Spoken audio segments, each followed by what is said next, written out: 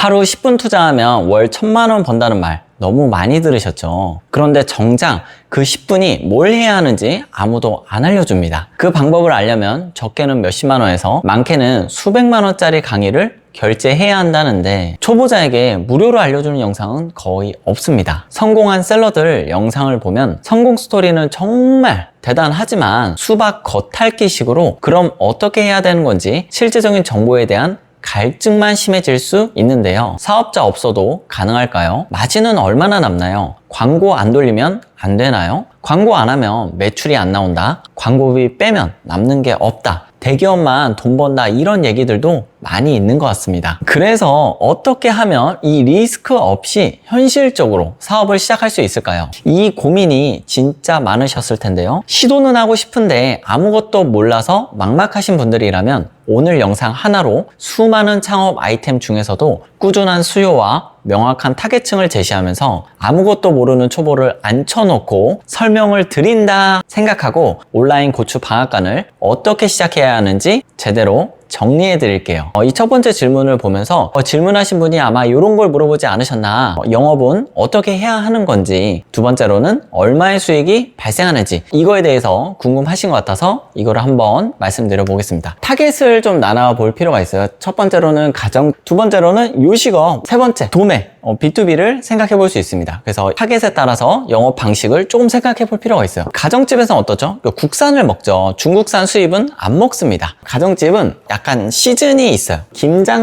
김장철에 김장을 담그기 위해서 고춧가루를 많이 소비하는 그런 특성이 있습니다. 뭐 1년 내내 쓰기도 하지만 가장 많이 사용하는 것은 김장철이에요. 자, 이게 데이터를 보는 게 좀 중요해요. 그래서 네이버 데이터랩에 접속하시면은 데이터를 볼 수 있습니다. 쇼핑 인사이트에서 분야를 잡아볼 수 있습니다. 식품에서 저희 고춧가루 있죠. 고춧가루 하고 24년도 1월달부터 24년도 12월달까지 네이버 데이터랩에서 이렇게 1년 24년도를 전체를 한번 데이터를 통계를 내볼 텐데요. 고춧가루 클릭량이 있습니다. 클릭량이라는 것은 언제 가장 사람들이 많이 검색하느냐에 따른데 보면은 6월 말에 조금 튀기도 하죠. 이따가 7월 중순 말 정도에 그 다음에 8월 말에 꼭지점을 찍었다가 9월 달에 사그라들고 11월에 다시 올라가는 모습을 보일 수 있습니다. 11월 초에 10월 말부터 11월 초에 이렇게 올라가는 거 볼 수 있죠. 이때 이제 해고추가 나오는 시기고 11월에 이제 김장 시즌이니까 그때를 대비한다고 볼 수 있습니다. 그래서 인기 검색어 같은 것도 여기서 500개를 볼 수 있어요. 사람들이 고춧가루를 어떤 걸로 검색하느냐. 그래서 이 키워드를 가지고 내가 상품을 또 만들어낼 수 있는 거죠. 또 중요한 게 기기별, 성별, 연령별이 중요합니다. 그럼 어떤 사람이 사냐? 나의 타겟이 누구냐? 가정집인데 대부분 모바일로 보고요. 여성이 압도적으로 많습니다. 70%. 그 연령대는 어때요? 40대, 50대, 60대가 대부분을 주로 이룬다는 거예요. 30대도 있긴 하지만 40, 60대 주부가 내 타겟이 될 수 있습니다. 가정집을 대상으로 했을 때.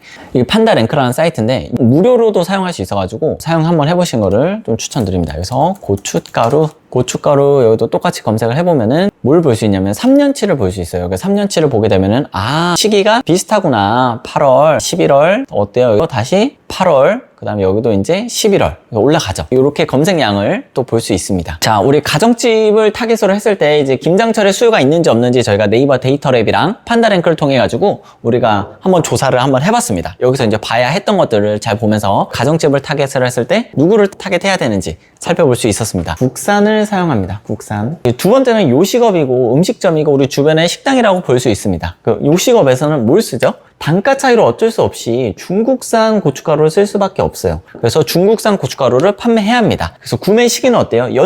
연중이에요. 연중. 365일 고춧가루가 필요하니까 가정집보다는 압도적으로 사용량이나 이런 것들이 훨씬 더 큽니다. 우리 요식업이나 음식점에는 어떻게 영업을 해야 될까? 그러니까 우리가 첫 번째로 간단하게 생각할 수 있는 거는 방문 판매가 있습니다. 직접 가가지고 전단지를 주고 고춧가루 영업을 해볼 수 있는 거죠. 두 번째로는 온라인 판매를 해볼 수 있는 겁니다. 온라인 판매라고 한다면은 저희가 지금 보고 있는 것이 네이버 지식인에서 제가 고춧가루 어떤 문제라고 해가지고 찾아서 갖고 온 건데요. 여기 보면 반찬 가게에서 오이를 사신 분이에요. 그러고 보니까 오이가 양념이 묻었는데 이게 막 물들었다. 그래가지고 이거 어떻게 해야 되냐? 이런 화가 났다. 그래서 도대체 어떤 고춧가루를 쓰는 건지, 그 가게를 내버려도 되는 건지, 어떤 오이 소박이를 반찬 가게에서 사신 분의 어떤 그런 하소연, 문제가 담겨져 있습니다. 그럼 우리가 이런 것들을 보게 된다면은 이렇게 생각해 볼 수 있어요. 문제가 발생했잖아요. 그럼 문제에 대해서 오이 소박이에 어떤 고춧가루를 쓰길래 도대체 이렇게 양이 묻어났냐? 라고 했으면은 우리가 반찬 가게라고 생각해 볼 수 있어요. 그럼 반찬 가게에서 그런 컴플레인을 한 번씩은 아마 다 많이 받아봤을 수도 있을 것 같습니다. 우리 고춧가루 쓰면은 물들지 않습니다 라는 말을 한다고 하면은 그 음식점 사장님들이 저희 말에 귀를 기울이겠죠. 단순히 영업이 아니라 뭐 이런 식으로 해가지고 요식업소에다가 온라인으로도 그런 글이나 아니면 DM을 보내다가 영업을 해볼 수 있는 방법입니다. 온라인과 오프라인 둘 다 가능하다. 이제 오프라인 같은 경우는 방문 판매가 되고, 온라인 같은 경우는 블로그라든가 인스타라든가 뭐 SNS를 활용해가지고 그런 문제점들을 파악해서 사장님들에게 우리 고춧가루를 쓸 수 있도록 유도한다. 이 두 개를 섞어도 괜찮겠죠. 세 번째 타겟은 이제 도매라고 적어놨는데, 이 도매라고 하는 게 엄청 큰 식자재 마트 뭐 그런 것만을 말하는 게 아니에요. 이 음식점에다가 고춧가루를 납품하거나 식자재를 영업하시는 분들을 대상으로 우리가 넣을 수도 있는 거고, 아니면 기타 소스 공장, 조그마한 소스 공장들이 있어요. 그런 것도 우리가 노려볼 수 있는 거고, 아파트 분유회도 괜찮아요. 김치를 대신 담가주시는 분들이 있어요. 아파트나 뭐 이런 데 가면은 뭐 절임 배추도 대신 절여주시고, 김치 아주머니 이런 분들한테도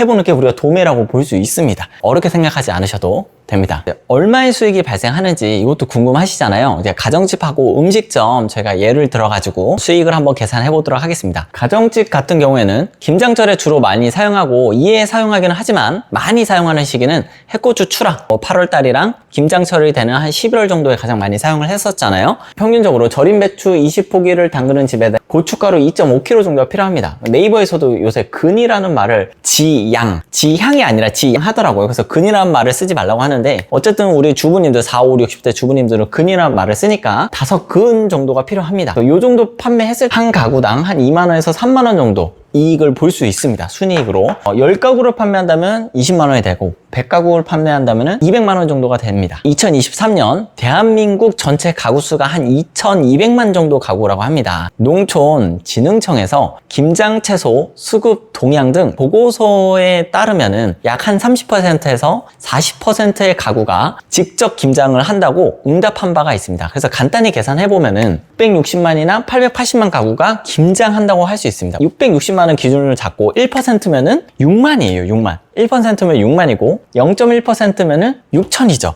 0.01%면은 600가구예요. 그래서 우리가 0.1%를 목표로 한다고 하면은 6천 가구거든요. 6천 가구 곱하기 2만 원 하면은 1억 2천만 원입니다. 매출이 아니라 순이익이라고요. 김장 시즌에 0.1%의 목표만 달성하더라도 이만큼의 우리가 수익을 바라볼 수 있습니다. 두 번째 타겟은 음식점이라 보는데요. 우리가 한 달에 20kg 정도 사용한다고 가정을 하겠습니다. 20kg 정도 사용하면은 20에서 30만 원 정도 매출이 발생하거든요. 25군데가 거래처로 갖고 있다라고 하면은 이익이 한 50에서 70만 원 정도, 50군데면은 더블 정도 되는 100에서 한 150만 원 정도, 150군데 정도 되면은 300에서 450만 원 정도의 매출이 아니라 순이익에 더 가까울 것 같아요. 그래서 이 정도 하면은 우리가 월 매출을 어느 정도 기대할 수 있냐면은 25군데 정도면은 월 매출이 한 500만 원 정도입니다. 50군데 정도 있으면은 한 3천만 원 정도 됩니다. 이게 매월, 매달 재구매율. 이게 깡패입니다. 점이나 이런 거래처들 365일 사용한다 그랬죠. 매월 매달 이게 발생하는 거예요. 재구매율이 깡패입니다. 거래처의 특성이 있고 재구매율이라는 이런 특수한 사항이 발생합니다. 그래서 뭐 아직 사업자가 없는 상태여도 괜찮습니다. 사업자가 중요한 것이 아니라 어떤 아이템으로 창업할 것인가, 어떤 사업 목표와 방향을 가지고 시작할 것인지가 저는 더 중요하다고 생각합니다. 업종마다 차이가 있겠지만 온라인으로 사업을 할 때 사업자 등록증 발급은 10분이면